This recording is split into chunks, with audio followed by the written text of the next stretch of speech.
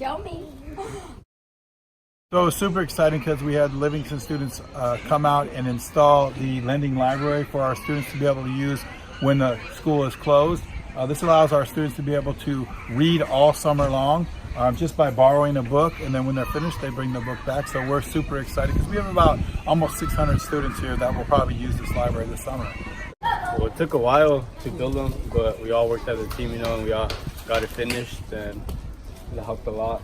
We were pretty excited. They were kind of enthused by the thought of having books for free and being able to read.